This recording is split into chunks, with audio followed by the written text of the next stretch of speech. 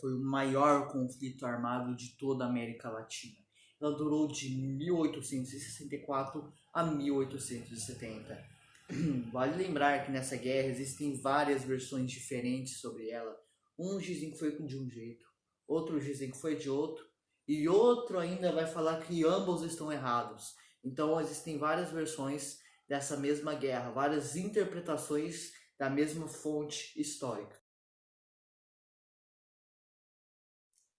Antes dos espanhóis chegarem, aquela região era habitada por índios guaranis, padiaguas e gáicaros. Até que em 1515, Juan Díaz de Solís chegou e colonizou aquela região. Seguido em 1525 pelo português Aleixo Garcia. Em 1537 eles fundaram um famoso forte que vai ser bem importante nessa guerra do Paraguai, o Forte de Nuestra Senhora de la Asunción. E o Paraguai obteve sua independência em 1811, quando José Gaspar Rodrigues se autodeclamou ditador do Paraguai. Vale lembrar também que nessa época de Guerra do Paraguai, né, agora vamos para a época da Guerra do Paraguai, o Paraguai não é esse país que você conhece hoje, né, que você fala, nossa, esse produto veio do Paraguai, né, um produto ruinzinho, assim, às vezes um produto que você fala que vai quebrar logo. Não, naquela época o Paraguai era um país muito forte militarmente, tanto que ele deu trabalho para 3 países juntos.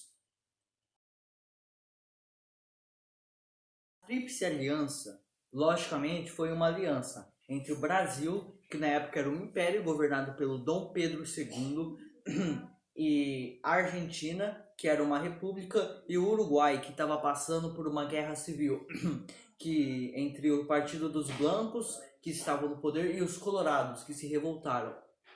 O Brasil apoiava o movimento dos Colorados e até invadiu o Uruguai em 1864, tirando os blancos do poder. Mas você pensa, o que isso tem a ver com a Guerra do Paraguai? Isso daí, no Paraguai ele era aliado dos blancos e com os colorados, retirada deles do poder, isso se tornou um dos motivos para o Paraguai querer atacar o Brasil. Existem várias interpretações sobre a Guerra do Paraguai. Uma delas diz que o Paraguai não tinha saída para o mar. E esses ataques ao Brasil e à Argentina foi uma tentativa do Paraguai se tornar um país muito maior. Existe também outra interpretação muito conhecida de que o Paraguai ele representava um perigo ao Império Britânico. Então ele moldou toda essa guerra e fez com que o Brasil, a Argentina e o Uruguai destruíssem por completo o Paraguai. Enquanto existem outros que dizem que o Paraguai não representava nenhum perigo ao Império Britânico e que isso é uma bobagem. Os primeiros atos de guerra do Paraguai foi capturar um navio brasileiro em novembro de 1864, que o navio brasileiro Marquês de Olinda, no estado do Rio Paraguai, que rumava em direção a Cuiabá, no Mato Grosso. Alguns anos depois, a tripulação morreu na prisão. Então eles aprisionaram a tripulação e eles morreram na prisão. Depois de um dia, o Paraguai ele começa a invadir o Mato Grosso. Atualmente o Mato Grosso do Sul. Antigamente era só Mato Grosso. Em 13 de dezembro, o Paraguai declarou guerra para o Brasil. A ocupação paraguaia no Mato Grosso ficou conduzida por 7.700 soldados que derrotaram facilmente as fracas forças de defesa dessa região. 877 e 75 militares e 3.000 membros da Guarda Nacional. Ah, que tédio, cara.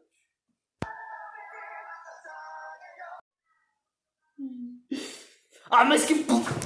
Paraguai avançou até Coxim até Coxim.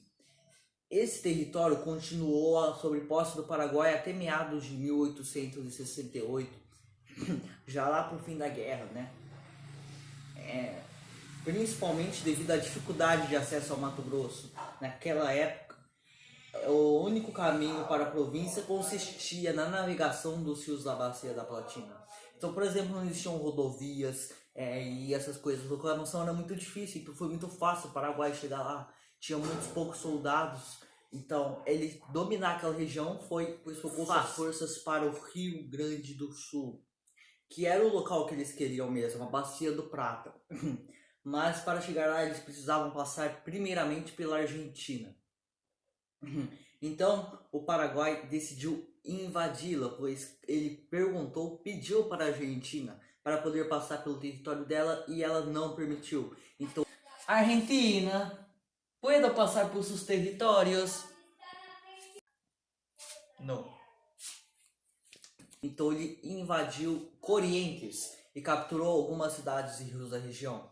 A ofensiva paraguaia do Rio Grande do Sul e Corrientes foi um grande fracasso. As tropas paraguaias conquistaram a inimizade das populações locais por causa de saques realizados e foram cercadas por tropas adversárias, sendo forçadas à rendição ou retirada. A partir dessas derrotas, que ocorreram na segunda metade de 1865, o Paraguai assumiu uma posição de defensiva na guerra. Com isso, a Argentina entrou na guerra do lado do Brasil. Nessa época, os blancos já tinham sido tirados do poder e o Uruguai entra do lado da Argentina e do Brasil. Essas declarações de guerra ocasionou o surgimento da Tríplice Aliança, formada por Brasil e Argentina juntamente com os colorados uruguaios, para lutar contra os paraguaios. Essa aliança foi formada em 1º de maio de 1865.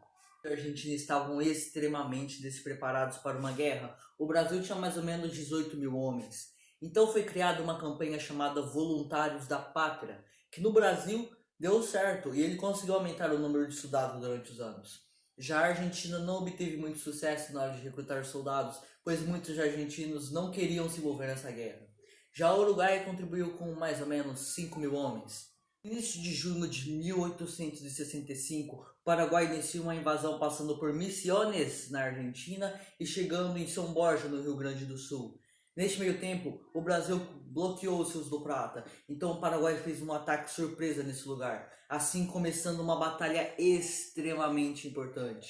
No começo, o Paraguai se deu bem, pois atacou de madrugada, mas no final, a frota do Paraguai não foi para com a brasileira. E no final, o Brasil saiu vitorioso. Ele garantiu o controle das águas platinas para a Tríplice Aliança, isolando o Paraguai e impedindo-o de receber provisões essenciais para a continuidade da guerra.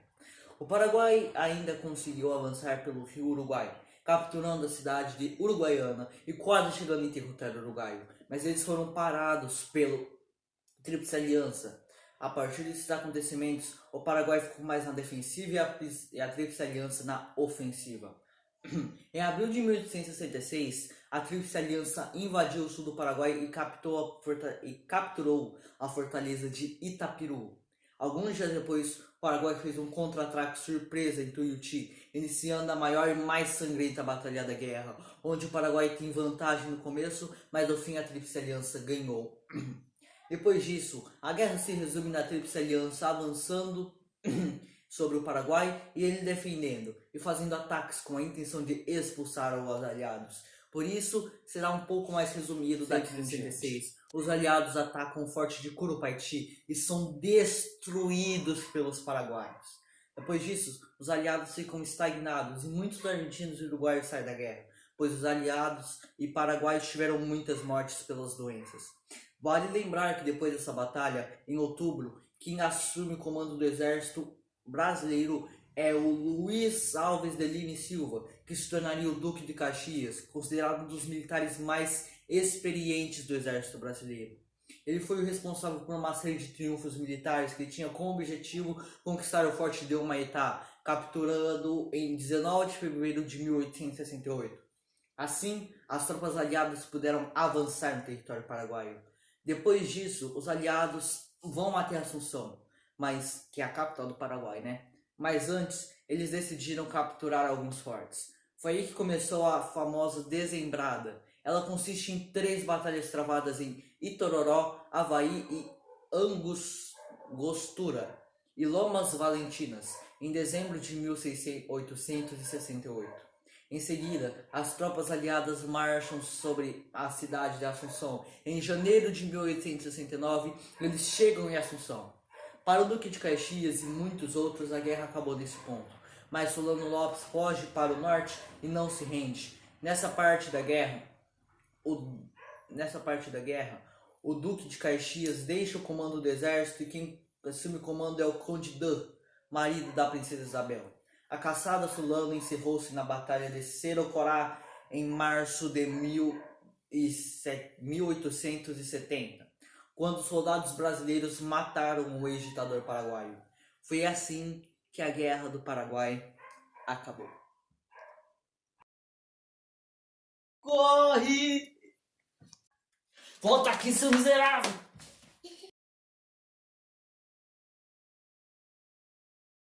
Eu falarei apenas as consequências para o Paraguai. Alguns dizem que teve 300 mil mortos civis e militares, que de 60 a 70% da população do Paraguai foi morta. Mas alguns dizem que esses são números exagerados e errados, que na verdade é bem menos.